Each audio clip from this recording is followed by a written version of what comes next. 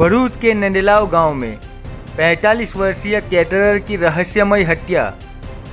भरूच जिले के नंदेलाव गांव में एक चौंकाने वाली घटना सामने आई है, जहां 45 वर्षीय एक कैटरर प्रकाश माली की रहस्यमय परिस्थितियों में हत्या कर दी गई। पुलिस मामले की तहकीकात में जुट गई है। आइए जानते हैं विस्तार से। इससे पहले स्वागत है आपका जनता की ताकत न्यूज़ में। मैं मोहम्मद अमीन भट्टी।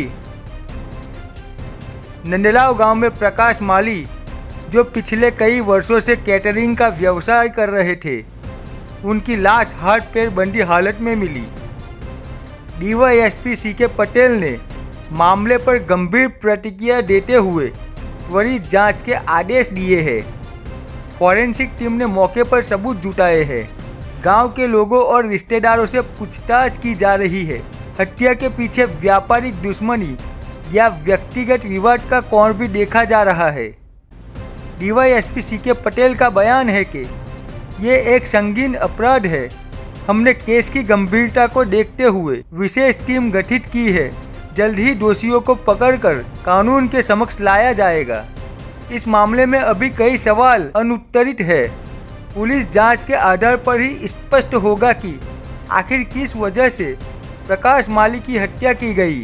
जनता की ताकत न्यूज़ उनके परिवार के प्रति संवेदना व्यक्त करता है और आशा करता है कि जल्द ही न्याय मिलेगा। आइए सुनते हैं डीवाईएसपी सीके पटेल ने क्या प्रतिक्रिया दी।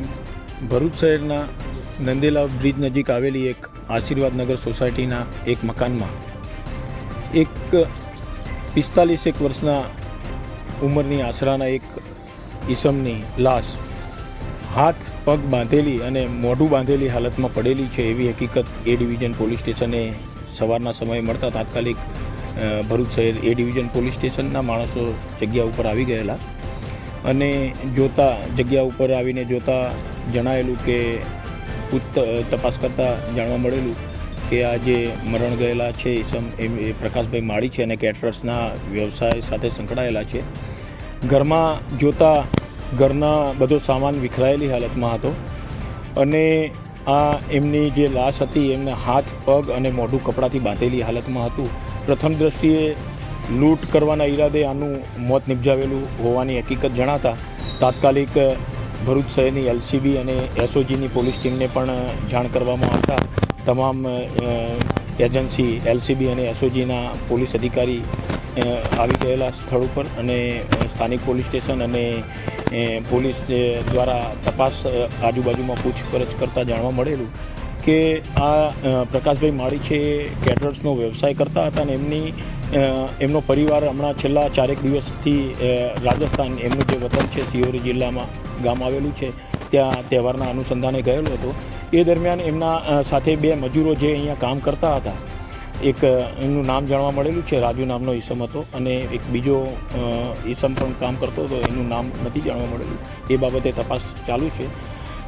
તો આ ઈસમો ગઈકાલે એમના ઘરે આવેલા હતા અને ત્યારબાદ આ જે મરણ જનાર છે એમની ગાડી પણ ઇકો જે એમના ધંધાના વ્યવસાય માટે એ રાખતા હતા એ ગાડી પણ જોવામાં નથી આવતી.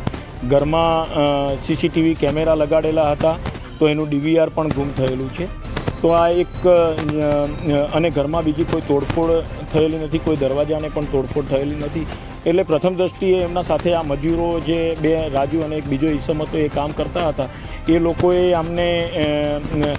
આમનું મૃત્યુ નિપજાવીને આમનું મોત નિપજાવીને એનું ઘરમાંથી સામાન જે પડેલો હતો એ ચોરી કરવાના કે લૂંટ કરવાના ઈરાદે આ કૃત્ય કરેલું હોય એવું હાલ પ્રથમ દ્રષ્ટિએ જણાતા તમામ પોલીસની સ્ટાફની એલસીબી એસઓજીની જુદી જુદી ટીમો બનાવી દરેક પાસાઓને આવરી લઈને આ બાબતની તપાસ હાથ ધરવામાં આવેલી છે. આ બાબતે એ ડિવિઝન પોલીસ સ્ટેશને ગુનો દાખલ કરવાની પણ કાર્યવાહી હાથ ધરીને આરોપીઓને શોધખોળ કરવા માટે तपास हाल चालू करवामा आवेली है।